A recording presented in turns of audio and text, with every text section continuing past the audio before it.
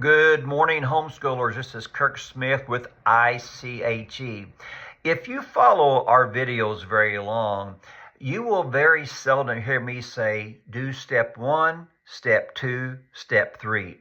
That's for several reasons. One reason is we tend to worship the methodology rather than God in the process. I think homeschoolers did that for years back in the 70s, 80s, and 90s. And when you worship the method more than the method giver, that's called idolatry, and it's not good. We don't live by steps, we live by faith. And so I'm very hesitant to just give specifics to this, this, and this. A second reason I don't do that is because every home is nuanced. Every child is nuanced. And when I say do step 1, step 2, step 3, if you do that, that might not be the dynamic of your home, and it might not really address the real issues in your home, and it blow up in your face, and you blame me. So I don't do that either. What I try to do as a executive director for ICHE is to share to you what I consider biblical perspective. Because if we have the right vision, our actions will flow out of that, and they will be properly nuanced or appropriate in their application. I trust that makes sense. And as we talk about perspective today, I want to talk about trajectory. This is such a key ingredient in homeschooling success.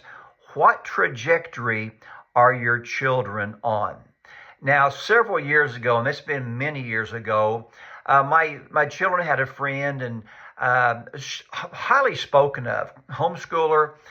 And one day one of my girls came and said, "Boy, Dad, something is just not right in my spirit and with this situation with this young lady." And I said, "What's going on?" And she says, "Well, the look in her eye is just something's not right." And then she said this, and then she said that. And she said, "Something's just not settling well in my spirit." So I said, "Well, just pray for her. Don't share your thoughts with anybody but me. But pray for her and talk to me about it, and let's see what God does." Well, make a long story short, within a year, the wheels fell off. And what she was moving towards, full-blown debauchery. And so many people were caught off guard, but my daughters weren't, because they saw the trajectory that she was on. Now, in homeschooling, one of the greatest assets that we have is that we spend a lot of time with our kids, or hopefully that we do, and we need to be looking at not where they're at, but where they're going, be that in a positive direction or in a negative direction. That's the trajectory. And the Bible says that out of the abundance of the heart, the mouth speaks. And so our kids are constantly giving us signals where their heart is at. Does that make sense? And so as parents, we don't want to wait until something bad happens to then jump on and say, "I knew you were heading in the wrong direction." When we see these trajectories, we want to start asking questions, especially if our kids are older. If they're younger, we can be more aggressive. But if they're older, say, "Hey, honey, I've noticed this," or "You said that. What's going on in your heart right now?" Our kids are always demonstrating their trajectory. And so we parents, every word, every action has a trajectory in mind. I've said many times over the years, that when people commit adultery on their spouse, that is not a one-time off. They've been making choices for months, if not years, that's leading them to a mindset that produces the actual action or result. And so parents, what trajectory are your kids on? Now, it's a two-edged direction, by the way.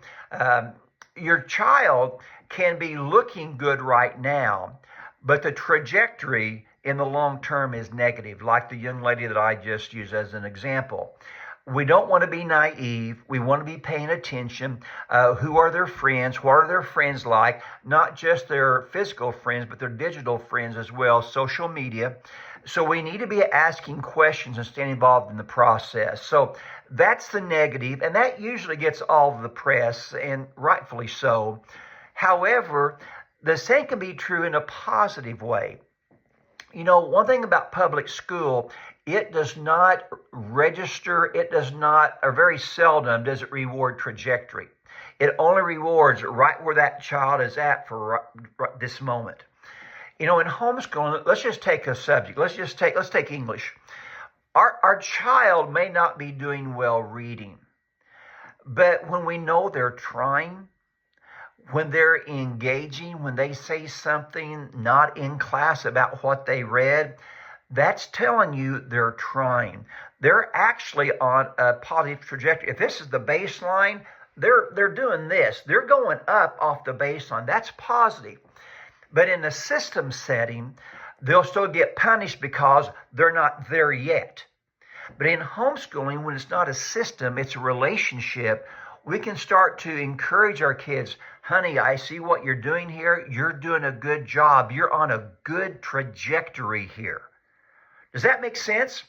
And so you encourage them on that trajectory. Folks, we're not about success at 10, 12, 14, 16.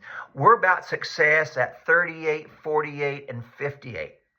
And so we must keep in mind not where our kids are at, but where they're headed.